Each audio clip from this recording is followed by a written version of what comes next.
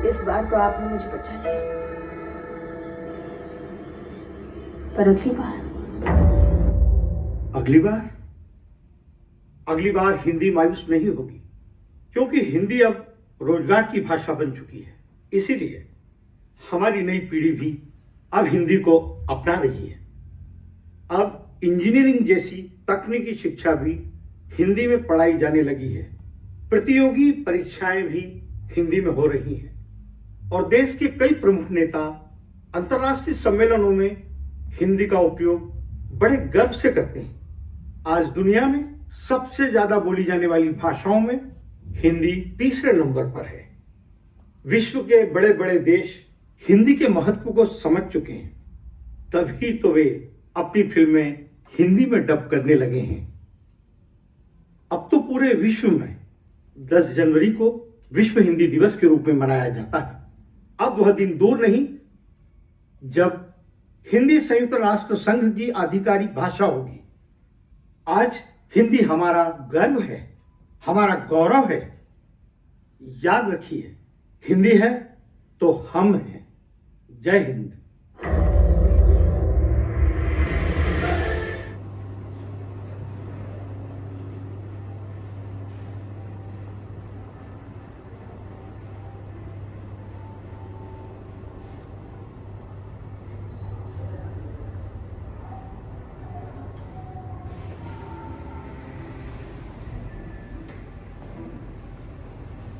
नमस्कार, केशव राय विश्व हिंदी अकादमी और माल्यारंगन समिति का अध्यक्ष, और हमारे साथ हैं वरिष्ठ पत्रकार, साहित्यकार, फिल्म लेखक और फिल्म समीक्षक सुरेश शर्मा जी।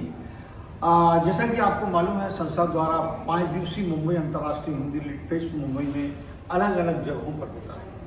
आज ये सिनेपॉलिस जो सिनेमा है फन रिपब्लिक अंधेरी में, यहाँ पर हमारी फिल्म सिर्फ एक दिन क्यों ये दिखाई जा रही है, विश्व हिंदी गान दिखाया जा रहा है, और हम एक हिंदी की जो विकास यात्रा है उस पर भी हमारा काम चल रहा है, उस पर भी हमारी फिल्म बनने वाली है, उस पर भी आज वक्तव्य है।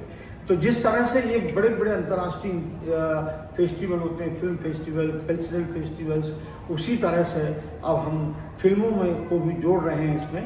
तो कुछ लघु फिल्में भी इस फेस्टिवल में हम जोड़ने वाले हैं, और इसीलिए जो बड़े बड़े इंटरनेशनल फिल्म फेस्टिवल्स होते हैं प्रतिष्ठित, उनमें आप सब संपादक भी रहते हैं, जूरी में भी रहते हैं। तो सुरेश शर्मा जी के निर्देशन में भी हम ये बड़े स्तर पर शुरू करने वाले हैं फिल्म फेस्टिवल्स। जी सर, कुछ बताएं आप सर।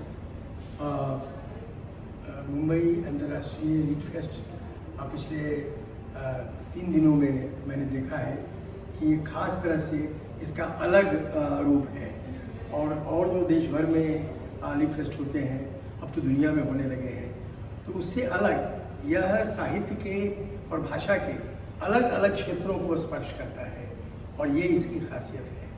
दूसरी बात है कि इसमें अधिकतम लोग जो साहित्य से जुड़े हुए हैं उनकी भी उतनी ही शिरकत होती है जितनी जो साहित्यकार हैं उनकी शिरकत होती है। तो यह एक नया रूप है जो कि केशव राय जी ने दिया है। पिछले जिस दिन इसका उद्घाटन हुआ 10 तारीख को शाम को, तो उस दिन हमने पाया कि शुरुआत में कि हिंदी भाषा का विस्तार कैसे हो सकता है, कैसे हिंदी भाषा सहज हो सकती है, कैसे हिंदी भाषा जन जन की भाषा और जिनकी भाषा हिंदी नहीं है उनके लिए भी सुगम हो सकती है, इस पर हमने चर्चा की। उस दिन हमने लोगों ने